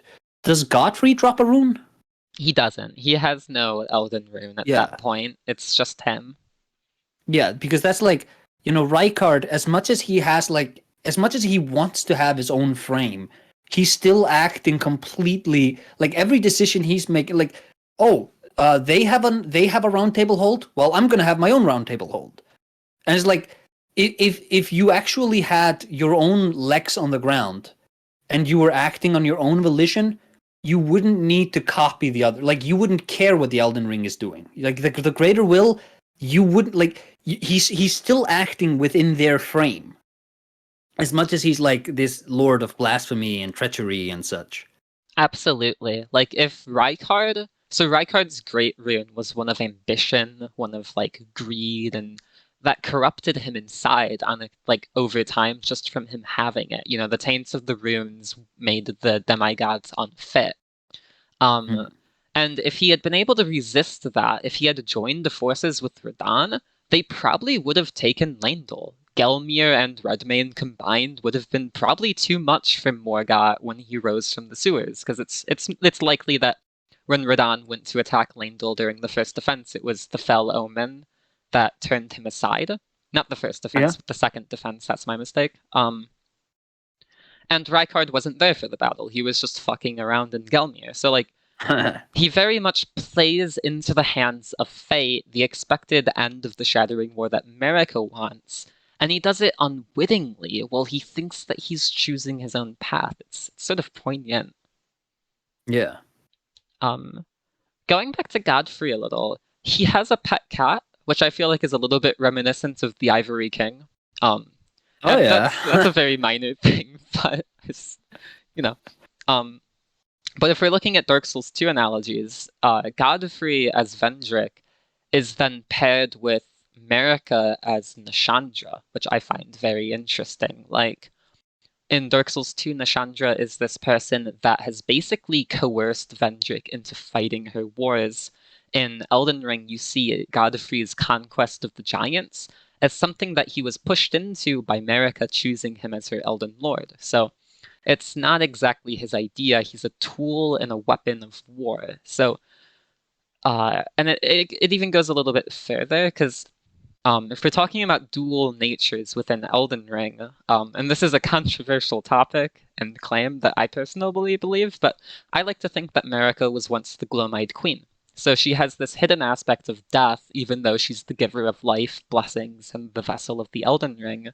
And then you have Nashandra, who is this person that passes herself off as like this holy queen. She wears all white in Drang Lake, but secretly she's a daughter of the Abyss. She is, you've got the dual natures at play there. Yeah, I've never heard the theory that Marika was the Gloam-Eyed Queen. Oh, yeah. Well, again, I haven't researched it that much. I was basically inducted into the Melina is the Gloam-Eyed Queen crew, but I'd be interested to know what how you connected to Marika. Okay, so you'll have to bear with me because it's somewhat, Yeah. it's got a bit of things going on. But essentially, you have this lore that Marika is adopted into Farum Azula as the foster brother of Malekith. You can see these statues around Farum Azula, like little motifs in the wall, especially near the Dragon Temple where you fight the Godskin duo. And what you see Mhm. there is like this woman holding a baby, and sometimes she has a king behind her. So this could be seen as Marika being adopted into the royal family of the Old Dynasty. And during her time in Farum Azula, she would have been raised in a similar way to how Ranni is raised as like a stepdaughter of Marika herself during the Golden Order days. And in Mhm. my opinion, Marika has a lot of her characterization done through other characters. Like Melina quite literally quotes her all the time. Roderica Yes. sort of mirrors that idea of a woman that is supposed to be a fighter, like, but isn't, that's not her mode. She's more of a soul tuner, someone that is in the background, which I think mimics Marika. Hugh even has a line where he talks about Roderica as reminding him of someone. And I like to think that that's Marika, given that Hugh's only relationship with any other NPC is Marika. Yeah. Yeah. So I if you never build off, connected that to be Marika, but that's a good observation. thank you. um, so if we go off of this and we assume that Marika's plot line is being mirrored as Ranni's, then we understand Ranni as tampering with destined death to bring about the weakness in the Golden Order that leads to its decline and the eventual shattering war that allows a Tarnished to be king. And if you follow Ranni's questline, she quite literally marries a Tarnished that she chooses and that she needs power with. So if you look at that from the Marika side of things, then you can understand Marika as during the days of the prehistory, she she sees the issues in the order. She sees, like, I think we talked about it at some point previously where I was like, I wouldn't sound like a ramble about how the prehistory probably had issues, like it probably, like, destined to death wasn't bound at that point and the like flame was unrestrained. So there were possible like flaws in the system even at the beginning of existence. So Marika sees this and the greater will comes to her and it's like, hey, maybe we can fix this. And that's where you sort of get the idea that in the early days, Marika relied on blind faith. She only obeyed the greater will. And that's where you get into the Gloam-Eyed Queen being an Empyrean. So the Gloam-Eyed Queen was an Empyrean. So if Marika becomes an Empyrean to take destined death, then you can then justify it as she goes on a god hunt, um, and she weakens the old dynasty enough so that when after her days as the Gloam-Eyed Queen, she can then use Godfrey to conquer it. There's even there's like some further details in the theory where essentially I'm trying to remember them all. So like sorry, it's a broad thing, but essentially That's, at the end of her days as the Gloam-Eyed Queen, I guess first of all, you're doing much better than me. I come here and I go in these long rambling rants and like halfway through I forget what I'm trying to say. So it's it's so valid though. You've got plenty of very intelligent things, even if they trail off at times. uh, thank you. Okay, so the God Hunt itself is something that, in my opinion, can only happen during the prehistory, which locks out a lot of possible choices for the Gloam-Eyed Queen, since the Golden Order Mhm. is predicated on the idea of Marika as the one true god. All of the other gods are killed during the prehistory when Godfrey conquers it, or beforehand during the God Hunt. So for the Gloam-Eyed Queen to hunt gods, she'd have to exist during the prehistory, which helps us sort of cement that into the prehistory age. And furthermore, when Ranni does her betrayal of the greater will and everything, Blaidd stays loyal to her. And Blaidd is someone that is reminiscent of Malekith, and right down to the point where they both wield destined death. Like if you look at Blaidd's version as the baleful shadow, he has destined death. And they even have Yeah. similar movesets, which reflect the possibility that Blaidd might have been trained by Malekith. And of course, they're like the wolf shadows of the Empyrean. So if you look at Malekith as having defeated the Gloam-Eyed Queen and sealed death, you could possibly understand this as Malekith goes to Marika as the Gloam-Eyed Queen. And like maybe they do fight, maybe they don't, but he seals death for her. And like within the lore, we understand that his major purpose was to seal death. So there's just all sorts of parallels in that regard. Um, Sort of the bulk of the theory, I think. You know, of course, there's the metatextual idea that she's related to Nashandra, and since Destined Death is very much the dark soul of Elden Ring, like it's the shadowy great rune. It's not a light soul like the other Lord Souls. It's more corporeal and physical. It's also cooler, yeah. I think that's the bulk of it. Does that make sense in any way, or? Yeah, I have to think on this though, because like I recall like because you talked about the Gloam-Eyed Queen going up against Malekith and like him sealing Destined Death, and I'm just like, because I had thought that the Gloam-Eyed Queen went up against Marika, but I think you're right. It doesn't say that. It says that she went up against Malekith. Yeah, in terms, it's the fell god that Marika personally fights and slays. Yeah. Whereas the Gloam-Eyed Queen is only ever mentioned as having been defeated by Malekith. There's even this further idea where like, oh, that totally slipped away. Never mind. Because like the Melina theory always goes back to at the end of Frenzied Flame, where like she opens her eye and it's death, and it's like, oh, Gloam-Eyed. Oh yes, okay. That's actually I've explained this as well on my Twitter, I think. But essentially Melina as the daughter of Marika, in my opinion, is someone that is she's following in her mother's footsteps. If you understand, like everything Melina does, you think is taught you to think her. she's Marika's daughter though, even though she's not the Yeah. Gloam-Eyed Queen. Yeah. Okay. Yeah, because I mean, like, Ranni and Melina are like the other two major candidates for the Gloam-Eyed Queen, unless you assume her as being a unique character with no history. It's just the issue with Ranni and Melina is that they're born during the time of the Golden Order, and the Golden Order is predicated on this idea of having one god and having Destined Death be sealed. So like, how could they be born, rise as the Gloam-Eyed Queen with Destined Death, and then go kill gods if there's no gods to kill and Destined Death is sealed? So in my mind, it's a bit harder to justify. But you know, it would be totally it would be 100% a Fromsoftware move that when we get the DLC, if we get the DLC, they'll just create a new character for the Gloam-Eyed Queen to be. Yeah, they've done this before. But yeah, and I mean, like, Dark Souls 3 had Frida in its DLC, which is very much like a Gloam-Eyed Queen type fight, where it's someone that has Black Flame at the end, so... Yep. Yeah, we could very much see the Gloam-Eyed Queen as a unique character that's been slumbering or hidden away, or... You know, I mean, like, even if we...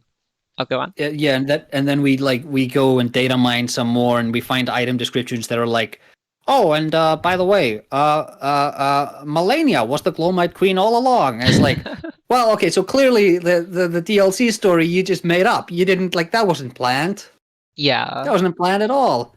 Even within the framework of the game, if we were to assume the DLC is having, like, a unique Gloam-Eyed Queen character, that would work in the story, because you could establish the DLC as only being accessible after Farum Azula and Malekith dies, where the Rune of Death is unbound, and then you could justify it by saying that the character during the DLC then claims the Rune of Death, and that's like why they're, you know, the way they are.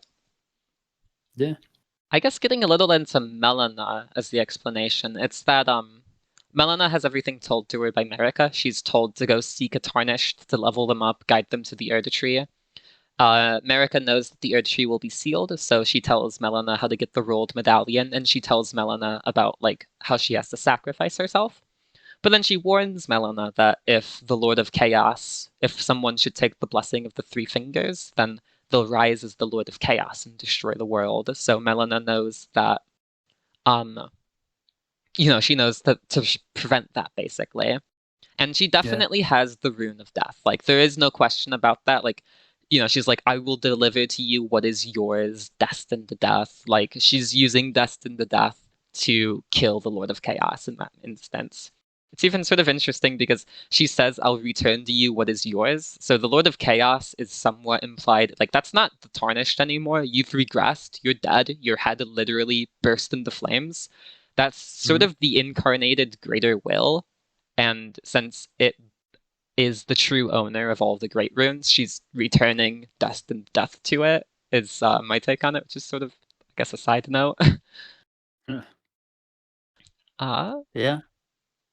You know what's really missing from Elden Ring? Going back to this idea of recurring motifs. If you played, did you? I forgot if I asked you. Did you play the Kingsfields or the Shadow Towers back in the day? No, they were a little before my time as a gamer, so. All right. There's a character in Shadow Tower that appears again in Shadow Tower Abyss that's called Rurufan, and she's one of the most important Fromsoftware characters of all time, because she's the first Saifu. There was another sort of proto Saifu in Kingsfield 4, but she didn't have a scythe, so it doesn't count. Do you know what I mean when I say Saifu? Since you clarified it with the scythe, I'm going to assume like a Frida-esque character, like a boss lady who has a scythe as a weapon. Is that it? Yeah, it's scythe waifu. This is the term that it was introduced to me with. So it's like funny. You have Rurufan from Shadow Tower, you have Frida, that's right. You have Priscilla, and there were you have Nishandra. I think there were a couple more, and then you have Gurman in Bloodborne. But Elden Ring doesn't have this. There's no where's the strong scythe lady in Elden Ring? Is it even a FromSoft game? Yeah, they really failed the fans in this one. The Rotten Tomatoes score is gonna drop quite a, or the Metacritic score or whatever is gonna, it's a strong critique. There's actually always room. Gloam-Eyed Queen, Saifu, DLC. Yeah. Come on.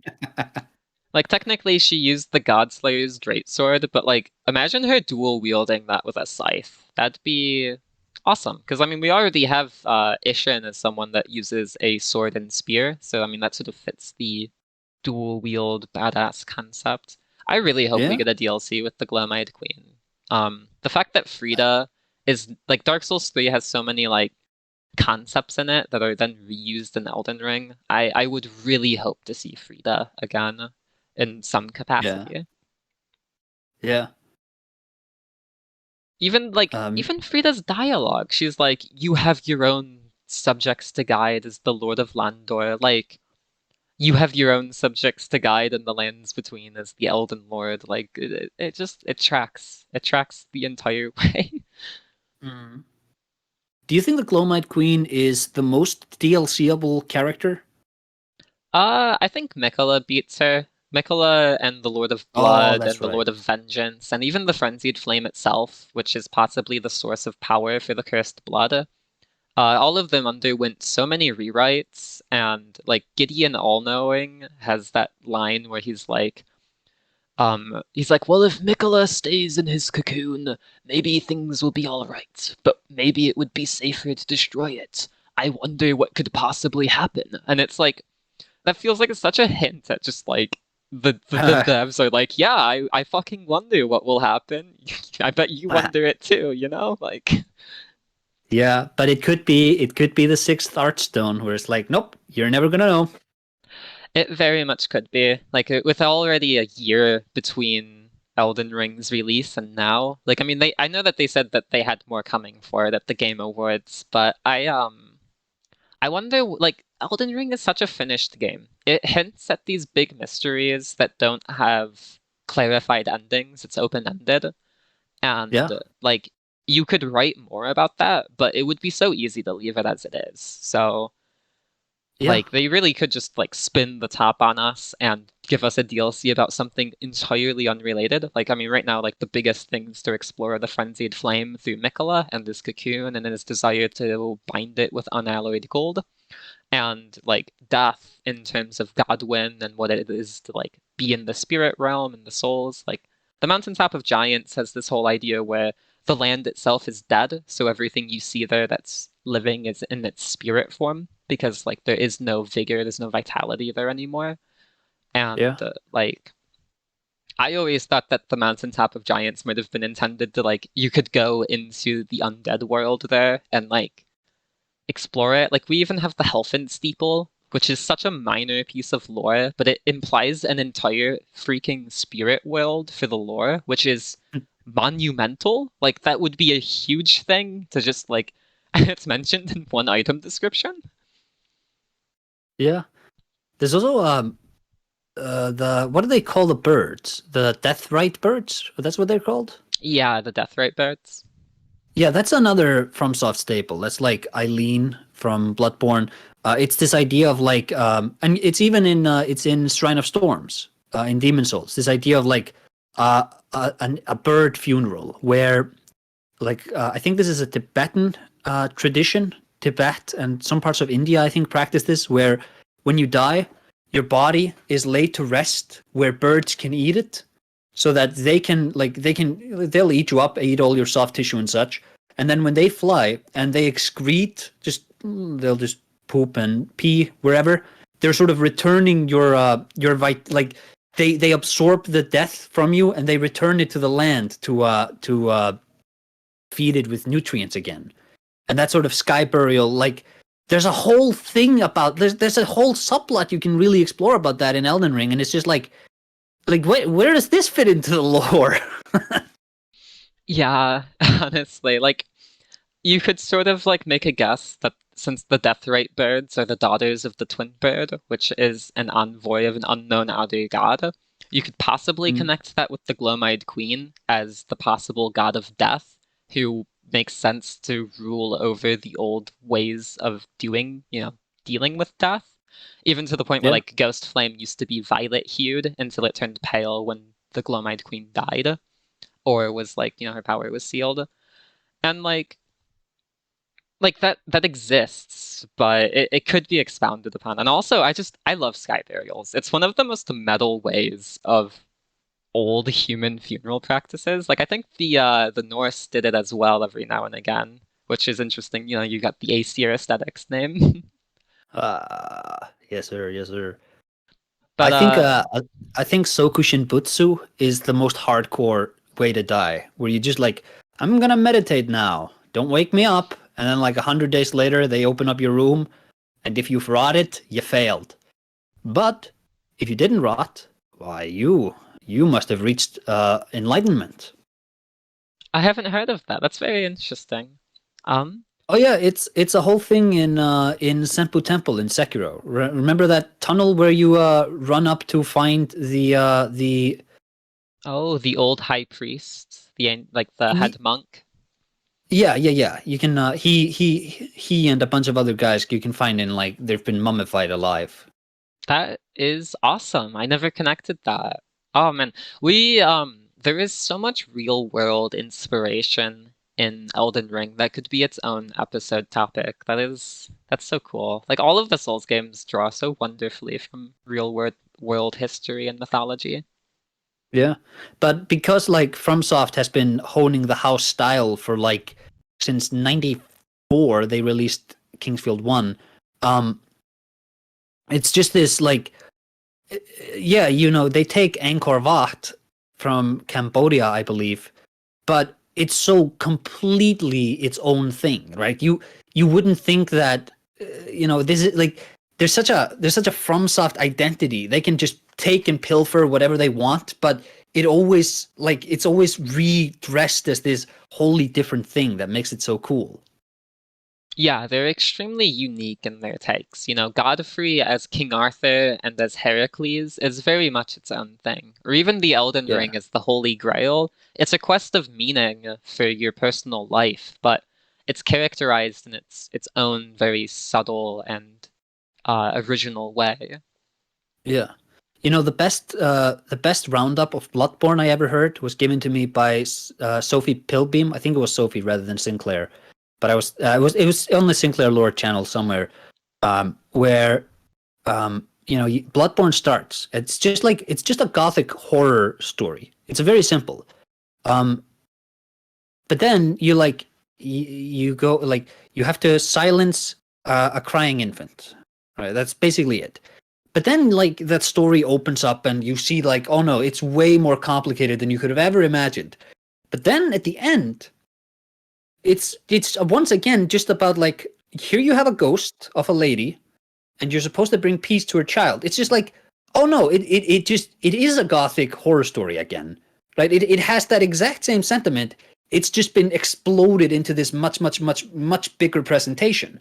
But that core idea is still very much it's so true to the gothic sentiment. Yeah, absolutely. FromSoft really weaves these beautiful stories that have a narrow scope of the player journey that expounds on the wider scope of the world's existence. It's sort of incredible to look at. And I'd love to keep going with this conversation, but we are getting to the end of the episode again. So that's fine. We'll talk about Dune one day. Yes, we'll have to plan an episode, a recording date for that sometime. I think that'd be good. Yeah, I imagine you'll probably want to talk to some other people in the coming episodes, though. Maybe a little. This just becomes Aesir and Giddy on the channel. I'll appoint you my personal knight at the Roundtable Hold. You can have a permanent seat. It's like Kenneth Hay. I will raise you to knighthood. Very cool. Very cool. But yeah, this has been a great discussion. As some soft promotion for future episodes, I'm actually going to have Saint Trina from Twitter on, who released her Pangea theory today. It's sort of interesting. I was reading through that before the podcast. Okay. And of course, it's been great having you, Aesir. You're a wonderful guest, as always. Very knowledgeable. Thank you. But I think you'll find if you keep having me, you're going to I'm going to become less and less knowledgeable because I'm just drawing from the bank. I haven't deposited anything in there for a long time. So I don't know how full the reserves are going to be. The Federal Reserves are running out. Yeah. Is there anything you want to shout out from your own personal content before I let you go? Yeah. So I talked about this last time too, but basically I've done a lot of videos about FromSoft games, and if anyone's interested in checking those out, it's YouTube, AesirAesthetics, and just get digging. Yeah. Make sure to do that, all of you viewers that made it this far.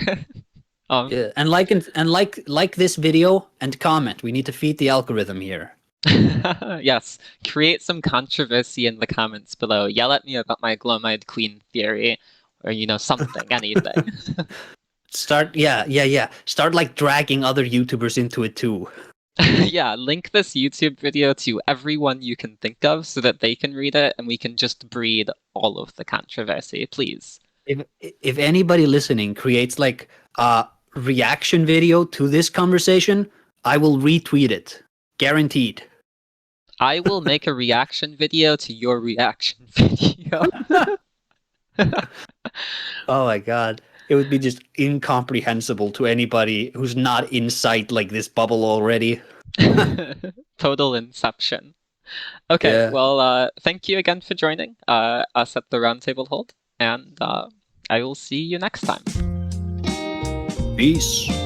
Thank you once again to AesirAesthetics for joining me at the Roundtable Hold tonight. It was a great episode, and I hope all of the viewers that made it this far enjoyed it as well. Don't you dare go hollow on us. If you'd like to see more content, we of course have quite the backlog of episodes at this point. And coming up are 2 interviews with 2 very cool lore theorists. The first being Saint Trina, who is active on Twitter and in her challenge runs. And she'll come on to tell us all about her Pangea theory that I mentioned in the last episode that I shouted out, as well as explaining her thoughts on gender within Elden Ring and the Souls trilogy as a whole, because gender is very much like a not a big concept in the games, but it's something that Fromsoftware makes an effort to support, which I appreciate, and I think it's very interesting that they, as a company, have been doing it for so much longer than others. Afterwards, we'll be having Quayleg on. I'm sure she's a big name, so I hope that will get some views, get some buzz around it.